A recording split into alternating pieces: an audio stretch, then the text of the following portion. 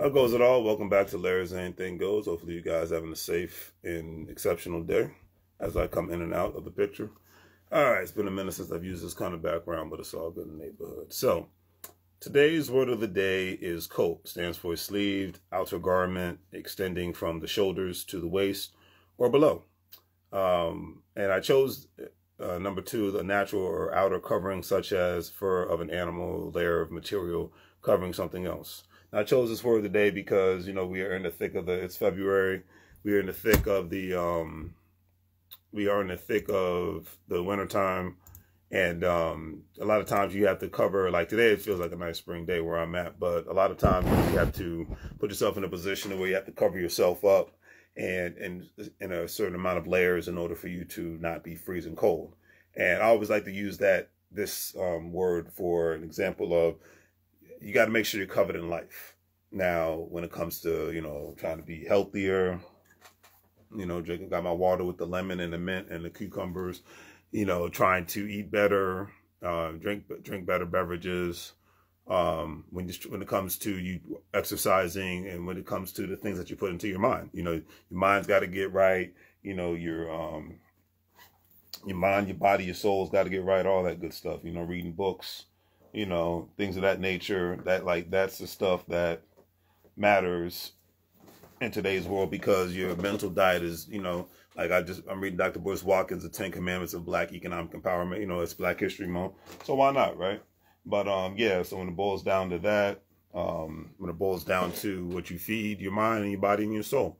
And another thing is that when it comes to covering yourself, for the love of God, people, make sure if you don't have anything else, make sure you have freaking life insurance. I don't care if it's whatever cheapest form of life insurance you have. I don't make money off of saying this, but I do not like the fact that so many people have passed away or will pass away and don't have any sort of coverage when it comes to ensuring that, you know, unless you don't have any family and your burden's not going to be placed on anybody, then I'm going to leave that alone. But I think it's very irresponsible for working people, if you do have a job, to not try to at least get the cheapest form of life insurance to ensure that the basics are covered when it comes to your burial, when it comes to embalming you or cremating you or whatever you're planning to do. I think it's very irresponsible for a working adult that has a family, or has, even if you don't have a wife or husband and children or whatnot, but you know, have a brother, sister, mother, father, whomever is going to want to make sure that you have a decent burial, proper burial. I think it's in your best interest to ensure that you're covered in that aspect. It's like I always say, the money in your bank account, if your car looks better than the money in your bank account, your car and house look better than the money in your bank account, and the clothes on your back, and the shoes that you're wearing as a working person. I'm talking about rich people and people that are upper income people, but I'm talking about regular working people, and you don't have life insurance, then I don't know what you're doing with yourself. Especially the older you get. It's just something that I take seriously, and I would want, because I've seen it too many times with my family where people didn't have life insurance and a burden was placed on my family, and I don't like that crap. So that's why I take it seriously. So make sure that you're covered in that aspect. All right. In the game of life, it's all about playing the economic game. And if you know how to play football better than you know how to play the economic game, unless you're an NFL player, you're playing yourself. And even then, NFL players know that they got to get their economic house in order before anything else, because Lord forbid that they get hurt on the field, paralyzed, or if they have a great physical recovery, but they still can't play football again. What's next? That show In the House with LL Cool J. And all my 80s babies know what I'm talking about, that show. His name was Marion. He played a character named Marion Hill, who was a football player with the LA Raiders at the time when the Raiders were in LA. Now they're in Las Vegas. And he had a real bad injury with his knee to where he could not play. Like, he recovered fully from a health perspective, but where he was still in great shape, but he was not cleared to play football. And then when he was cleared to play football, he still hurt himself again. So with that being said, he had to have a backup plan, and he had to rent out the rooms in his house, in a sense, house hacking, in order for him to pay his bills. And then he was, not only that, he became a quote unquote, nanny, babysitter, caretaker, whatever have you, when it came to, helping take care of his tenant's children and whatnot, because his tenant, who her name was Jack, I forgot her real name, but, she, you know, her, she needed help with the children, comings and goings, cooking, all that great stuff in case something bad happened. So we had to have a backup plan. Then he ended up, because he was became more of a health fitness guru, then he actually opened up his own health clinic with an actual certified doctor. He was a personal trainer, and another personal trainer who was played by Kim Williams. So that was life after football. That was life after football.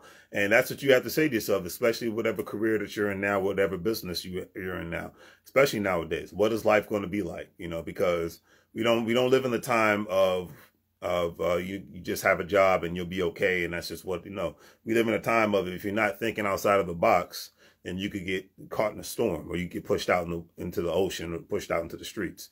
There was a time in America where one could have, a factory job and get paid good wages, have a great pension, and work 20 to 30 years or even longer if they wanted to, and have a great life. But them days are over with for the most part for most working Americans, if people aren't learning investments in regards to one's 401k retirement plan, in regards to individual retirement accounts, or just in regards to having your own individual brokerage account, buying cryptocurrencies, buying government bonds, things of that nature. This is just for working people. And you put yourself in a precarious position to where you can be economically screwed. And on top of that, are you saving enough money and whatnot in regards to revenue? Because my savings, you need to be up in the same ballpark as far as how much I have with as far as investments, or higher, because revenue, especially nowadays, matters. Okay. During the pandemic, having those assets mattered more. Now in 2023, probably till 2025, 2026, having the revenue is going to be able to matter. It does matter for those who want to make economic moves, especially if you want to buy a house, buy a car, invest into a business in case an emergency happens. These things matter. Okay. It doesn't take a rocket scientist to figure this stuff out. All right. So what is life going, and ask yourself a question, and even leave that in the comment section. What's life going to be like after you leave the military? What's life going to be like after you leave your city job, government job, state job, federal job, corporate job? What's life going to be like for the business that you created? Is it something, if you have children, is it something that you want to hand down to your children? Are they going to want to have it and maintain it? I can't answer those questions. And usually that's, those are subjunctive questions, because all the answers are always different. They're not, it's a multiple choice question, because, but whatever choice that one answers is correct because it's right for your situation. Everyone's situations is different. Or it's like on the So What show, which I really just discovered within the last year, some but not all. There are no absolutes really in life, because everybody's situation is different. Today's quotes of the day is one by Ludacris. He says, "When you open your mouth, everything of God comes out, and it commands attention. It commands change." I'm talking about the power that's inside of you. And I agree with that statement, because you have to always talk about the power that's inside of you. You got to always work towards the things and express the things that are inside of you. That's the beautiful thing about, to me, it's a gift and a curse of social media. It's because it puts one in a position to where they can not only think outside the box, but they can express their joys and their different creativities that they have. And because they can express their different creativities that they have the opportunity to and just enjoy doing what they do, one, and then two, it puts them in a position where they can make extra money on the side, or they could turn their passion into a career, into a business. Like one gentleman who is, he's pushing his poetry business that's on my that I know from Facebook. He lives in the Midwest, and it's changed his whole life. It's transformed his whole life. He's turned pain into passion, into glory, and I think that's a beautiful thing. Another gentleman I know, he was, retired from the military. Now he's a tax expert, has a great passion about financial literacy and financial intelligence, specifically in the African American community, and he projects that passion online. I do the same thing, and that's why it's like, whether I get paid or not, the money move is me. I'm doing what I enjoy doing, and you can't put a price tag on something when you enjoy doing it. But I still got to make money moves in other areas. That's the thing. A lot of times people, it's a gift and a curse, because a lot of times people find their joy and their passion, and they might even make a living at it, but it might not be the best living because they are limited financially, and they don't want to jump outside of their passion or their comfort zone because they are limited to what they're doing, and that's one of the greatest crimes of all times. Another quote today is by Lupe Fiasco. He says, "But my worst coveted thing is a high self-esteem and a low tolerance for them telling me how to lean." See, the most important parts are the ones that are unseen. The wings don't make you fly, and the crown don't make you king. And I agree with that statement a lot of times, because just because one has wings, as I was mentioning earlier, does not mean they're going to fly. That's just one thing. A lot of times people have the wings to fly and do a lot of great things, but they don't do it because they're scared, or they are in their comfort zone, which in today's world, in a lot of instances, regardless of your age range, can be the death sentence. Case in point, the pandemic made a lot of people, especially the older generation, have to engage with technology more, whether they loved it or hated it. They had to engage. I had to get my mom to engage with technology more because, we were at home. So, and it's intensified the use of technology even more so on various different levels.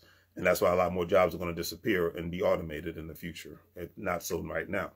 Another thing, my last point is that as far as the crown, the reason why so many kingdoms fell all over the world, whether it was in Central South America, the Caribbean, Asia, Europe, Africa, is because so many people who were given the crown did not have the right mindset in order for them to maintain their kingdom. They had the mindset of, hey, you had great kings and queens, you had terrible kings and queens, but you had the ones that made, and then you had the ones who made they made the decisions in the best interest of not only themselves but the people that they quote unquote reigned over, and then you just had the ones that made the best decisions for themselves and their family, while everybody suffered. So by everybody else within their kingdom suffered, and that's what creates revolutions. That's what creates riots. That's what it's like in France when they overthrew the regime, the royal regime, because of the people were starving. If your people are starving, eventually your safety is going to come into question, no matter what part of the world you're in. If your people are starving, it's like a corporation. A corporation cannot grow if the people are constantly starving. So that's just another way to look at it. But I'll leave it at that. I got a little long-winded with it today, but I love it all at the same time. So got some bills to pay. So on that note, do the great thing for things. Like, share, and subscribe. Have a great day. As I always say, make money moves, or you're going to live broke like a fool. Take care, family.